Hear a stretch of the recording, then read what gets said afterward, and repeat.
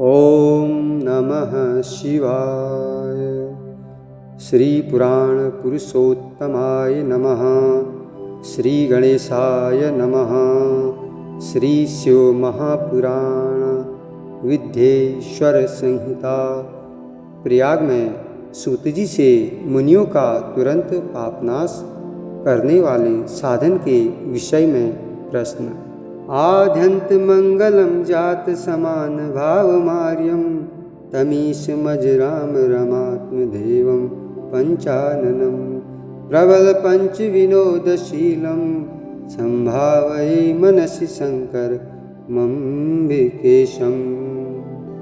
अर्थात जो आदि और अंत में तथा मध्य में भी नित्य मंगलमय हैं, जिनकी समानता अथवा तुलना कहीं भी नहीं है, जो आत्मा के स्वरूप को प्रकाशित करने वाले देवता परमात्मा हैं, जिनके 5 मुख हैं और जो खेल ही खेल में अनायास जगत की रचना, पालन और संहार तथा अनुग्रह एवं तिरोभाव रूप 5 प्रबल कर्म करते रहते हैं, उन सर्वश्रेष्ठ अजर अमर ईश्वर अंबिकापति भगवान शंकर का मैं मन ही मन चिंतन करता हूँ।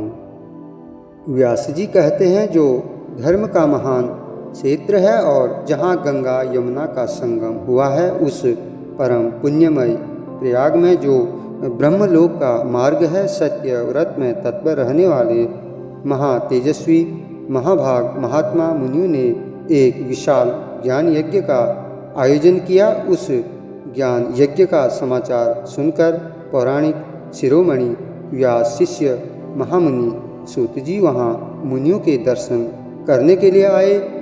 सूत जी को आते देख वे सब मुनि उस समय हर्ष से खिल उठे और अत्यंत प्रसन्न चित्त से उन्होंने उनका विधिवत स्वागत सत्कार किया। तत्पश्चात उन प्रसन्न महात्माओं ने उनकी विधिवत स्तुति करके विनयपूर्वक हाथ जोड़कर उनसे इस प्रकार कहा।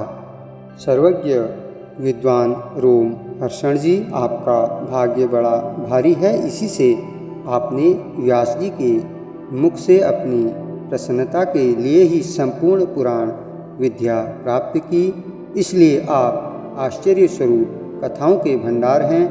ठीक उसी तरह जैसे रत्नाकर समुद्र बड़े बड़े सारभूत रत्नों का आगार है, तीनों लोकों में भूत वर्तमान और भविष्य तथा और भी जो कोई वस्तु है वह आपसे अज्ञात नहीं है।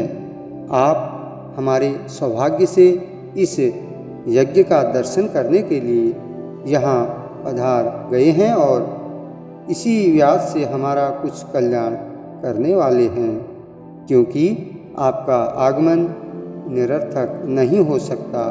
हमने पहले भी आपसे शुभाशुभ तत्व का पूरा वर्णन सुना है, किंतु उससे तृप्ति नहीं होती। हमें उसे सुनने की बारंबार इच्छा होती है।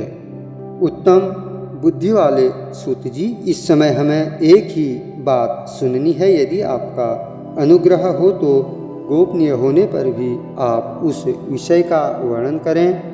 घोर कलयुग आने पर मनुष्य पुण्य कर्म से दूर रहेंगे, दुराचार में फंस जाएंगे और सब के सब सत्य भाषण से मुंह फेर लेंगे, दूसरों की निंदा में तत्पर होंगे, पराये धन को हड़प लेने की इच्छा करेंगे, उनका मन पराई स्त्रियों में आसक्त होगा तथा वे दूसरे प्राणियों की हिंसा किया करेंगे, अपने शरीर को ही आत्मा समझेंगे, मूढ़ नास्तिक और पशु बुद्धि रखने वाले होंगे, माता पिता से द्वेष रखेंगे, ब्राह्मण लोभ रूपी ग्राह के ग्रास बन जाएंगे, वेद बेचकर जीविका चलाएंगे, धन का उपार्जन करने के लिए ही विद्या का अभ्यास करेंगे और मद से मोहित रहेंगे, अपनी जाति के कर्म छोड़ देंगे, प्रायः दूसरों को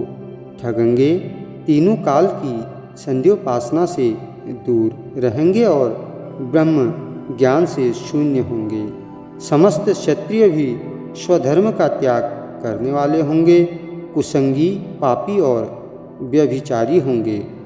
उनमें शौर्य का अभाव होगा। वे कुत्सित चौर्य कर्म से जीविका चलाएंगे, शूद्रों का सा बर्ताव करेंगे और उनका चित्त काम का किंकर बना रहेगा। वैश्य, संस्कार भ्रष्ट, स्वधर्म त्यागी, कुमार्गी, धनोपार्जन परायण तथा नाप तौल में अपनी कुत्सित वृत्ति का परिचय देने वाले होंगे। इसी तरह शूद्र ब्राह्मणों के आचार में तत्पर होंगे। उनकी आकृति उज्ज्वल होगी, अर्थात वे अपना कर्म धर्म छोड़कर उज्ज्वल वेशभूषा से विभूषित हो व्यर्थ घूमेंगे।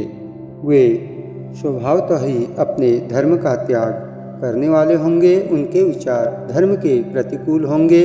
वे कुटिल और द्विज निंदक होंगे। यदि धनी हुए तो कुकर्म में लग जाएंगे। विद्वान हुए तो वाद विवाद करने वाले होंगे। अपने को कुलीन मानकर चारों वर्णों के साथ वैवाहिक संबंध स्थापित करेंगे। समस्त वर्णों को अपने संपर्क से भ्रष्ट करेंगे। वे लोग अपनी अधिकार सीमा से बाहर जाकर द्विजोचित सत्कर्मों का अनुष्ठान करने वाले होंगे। सूत जी, इस तरह जिनकी बुद्धि नष्ट हो गई है, जिन्होंने अपने धर्म का त्याग कर दिया है, ऐसे लोगों को इहलोक और परलोक में उत्तम गति कैसे प्राप्त होगी, इसी चिंता से हमारा मन सदा व्याकुल रहता है। परोपकार के समान दूसरा कोई धर्म नहीं है। अतः जिस छोटे से उपाय से इन सबके पापों का तत्काल नाश हो जाए, उसे इस समय कृपापूर्वक बताइए, क्योंकि आप समस्त सिद्धांतों के ज्ञाता हैं। व्यास जी कहते हैं, उन भावितात्मा मुनियों की यह बात सुनकर सूत जी मन ही मन भगवान शंकर का स्मरण करके उनसे इस प्रकार बोले।